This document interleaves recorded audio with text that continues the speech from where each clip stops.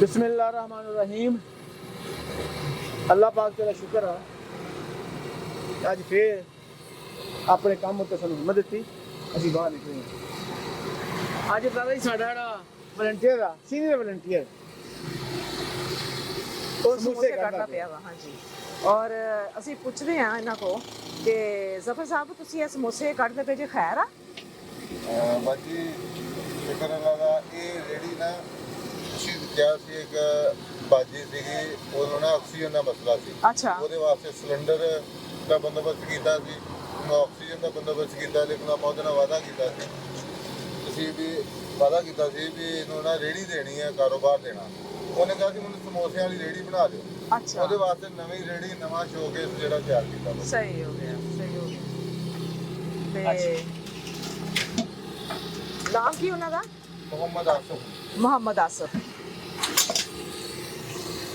ਕੁਛ ਅਰਸਾ ਪਹਿਲੇ ਅਸੀਂ ਇੱਕ ਹੱਕਦਾਰ ਦੇ ਘਰ ਗਏ ਸਾਂ। ਉਹਨੂੰ ਆਪਣਾ ਆਕਸੀਜਨ ਦੀ ਜ਼ਰੂਰਤ ਸੀ ਔਰ ਉਹਨੂੰ ਸਿਲੰਡਰ ਵੀ ਅਸੀਂ ਫੌਰੀ ਤੌਰ ਤੇ ਜਿਹੜਾ ਨਾ ਆਪਣਾ ਅਰੇਂਜ ਕਰਕੇ ਦਿੱਤਾ। ਫਿਰ ਉਦੋਂ ਸਾਨੂੰ ਘਰ ਜਾ ਕੇ ਹਾਲਾਤ ਦਾ ਪਤਾ ਲੱਗਾ ਸੀ ਕਿ ਇਹ ਗਰਹਾਨਾ ਜਿਹੜਾ ਨਾ ਇਹ ਬਹੁਤ ਹੀ ਹੱਕਦਾਰ ਆ। ਉਹਨਾਂ ਦਾ ਮੀਆਂ ਜਿਹੜਾ ਨਾ ਰੋਜ਼ ਦੀ ਦਿਹਾੜੀ ਕਰਕੇ ਤੇ ਫਿਰ ਉਹ ਇੱਕ ਵਕਤ ਦੀ ਰੋਟੀ ਲੈ ਕੇ ਜਾਂਦਾ ਸੀ। ਤੇ ਉਹਨਾਂ ਨੇ ਰਿਕਵੈਸਟ ਕੀਤੀ ਸੀ ਕਿ ਮੇਰੇ ਕੋਲ ਰੇਹੜੀ ਨਹੀਂ ਆ, ਮੈਂ ਕਿਰਾਏ ਤੇ ਰੇਹੜੀ ਲੈ ਕੇ ਆਉਣਾ ਵਾਂ ਤੇ ਮੈਨੂੰ ਤੁਸੀਂ ਰੇਹੜੀ ਦਾ ਕੋਈ ਬੰਦੋਬਸਤ ਕਰ ਦਿਓ ਤੇ ਮੈਂ ਆਪਣੀ ਜਿਹੜੀ ਨਾ ਰੋਟੀ ਉਹ ਮੈਂ ਆਪਣਾ ਰੋਜ਼ ਦੀ ਆਪਣੇ ਬੱਚਿਆਂ ਵਾਸਤੇ ਕਮਾ ਸਕਾਂ। ਤੇ ਅੱਜ ਅੱਲਾਹ ਪਾਕ ਦੀ ਤਰਫੋਂ ਉਹਨੂੰ ਰੇਹੜੀ ਦਿੱਤੀ ਜਾਏਗੀ ਜਿਸ 'ਚ ਉਹਦੀ ਆਪਣੀ ਖੁਆਇਸ਼ ਸੀ ਕਿ ਮੈਂ ਸਮੋਸੇ, ਟਿੱਕੀਆਂ, ਪਕੌੜੇ ਇਹ ਮੈਂ ਕੰਮ ਸ਼ੁਰੂ ਕਰਾਂਗਾ। ਤੇ ਅੱਜ ਅਸੀਂ ਹੁਣ ਬੁਲਾਉਂਦੇ ਆ। ਫਿਰ ਉਹਨੂੰ ਪਤਾ ਨਹੀਂ ਹੈਗਾ ਕਿ ਮੇਰੀ ਅੱਜ ਰੇਹੜੀ ਦਾ ਇੰਤਜ਼ਾਮ ਹੋ ਗਿਆ ਵਾ। ਤੇ ਜੀ ਨਵਾਸਾ ਬੁਲਾਓ ਉਹਨਾਂ ਨੂੰ। ਅੱਛਾ, ਜਿੰਨਾ ਚਿਰ ਤੁਸੀਂ ਬੁਲਾਉਣਾ ਨਾ ਇਹਨੂੰ, ਹਾਂਜੀ, ਉਹਨਾਂ ਚਿਰ ਅਸੀਂ ਸਮੋਸੇ ਕੱਢਣਾ ਸਿੱਖ ਗਏ ਹਾਂ। ਹਾਂਜੀ ਹਾਂਜੀ, ਔਰ ਇਹ ਨਹੀਂ ਪਤਾ ਕਿ ਘਿਓ ਡਾਲਡਾ ਵਾ ਕਿ ਕਿਹੜਾ ਵਾ। ਹਾਂਜੀ, ਕਿਉਂ ਜੀ ਕਿਹੜਾ ਘਿਓ ਪਾਇਆ ਜੀ? ਉਹ ਕਸ਼ਮੀਰ ਹੈ ਜੀ। ਕਸ਼ਮੀਰ ਘਿਓ। ਤੇ ਇਹ ਰੇੜੀ ਦਿਖਾਓ ਜੀ ਜ਼ਰਾ। ਬਿਲਕੁਲ ਸਟੀਲ ਦੇ ਉੱਤੇ ਸ਼ੀਟ ਲਗਾ ਕੇ ਇੱਕ ਬਿਹਤਰੀਨ ਰੇੜੀ। ਇਸ ਰੇੜੀ ਤੇ ਤਕਰੀਬਨ ਤਾਰਾ ਜੀ 22-23 ਹਜ਼ਾਰ ਰੁਪਏ ਰੇੜੀ ਦੇ ਖਰਚ ਹੋ ਗਿਆ ਜੀ। ਅੱਛਾ, ਲੇਕਿਨ ਇਹ ਅੱਲਾਹ ਪਾਕ ਵਾਸਤੇ। ਬਿਲਕੁਲ। ਉਹਦਾ ਨਾਮ ਹੈ ਆਸਫ। ਤੇ ਆਸਫ ਸਾਹਿਬ ਜ਼ਰਾ ਆਓ ਜ਼ਰਾ ਇੱਧਰ। ਹਾਂਜੀ ਆਸਫ ਭਾਈ, ਮੈਂ ਤੇ ਤਾਰਾ ਤੁਹਾਡੇ ਘਰ ਗਏ ਸਾਂ। ਪਹਿਲੇ ਤੇ ਇਹ ਦੱਸੋ ਕਿ ਤੁਹਾਡੀ ਬੀਵੀ ਦਾ ਕੀ ਹਾਲ ਆ?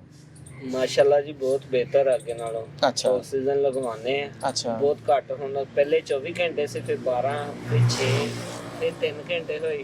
उस तो बाद डॉक्टर साहब ने मैं गुलाब देवी हॉस्पिटल लाहौर लैके गया उन्होंने, इत्थों आराम नहीं से फिर उन्होंने दवाई दी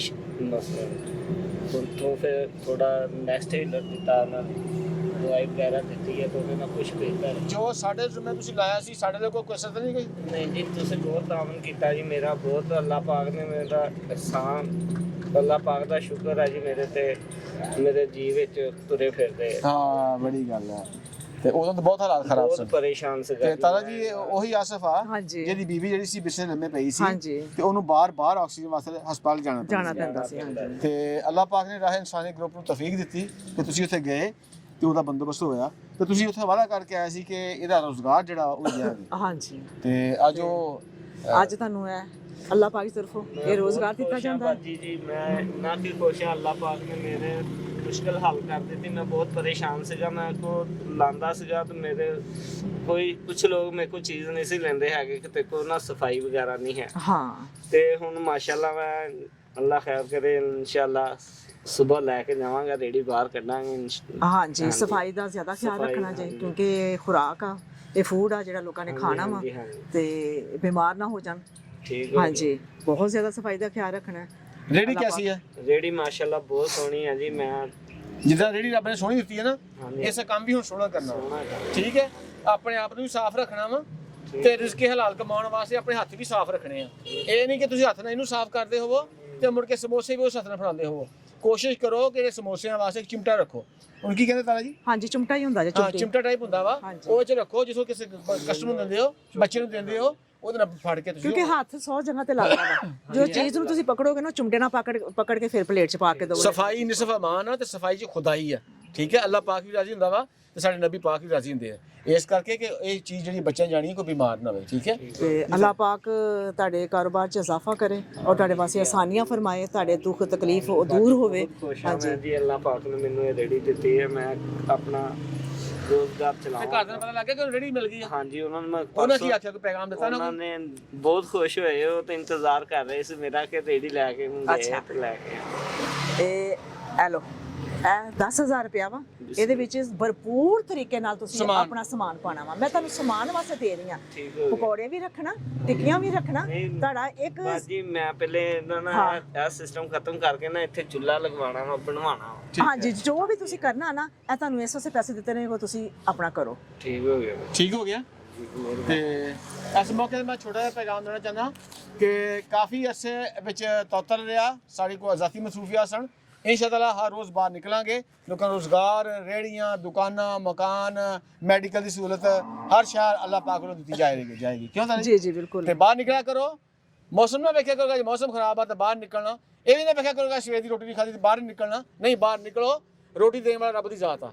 ते अपने वास्ते तुसीं थोड़ा जिहा तंगी कटोगे ना, लोगों वास्ते आसानी पैदा करोगे, अल्लाह पाक तुहाडे दिल 'ਚ इजाफा करेगा।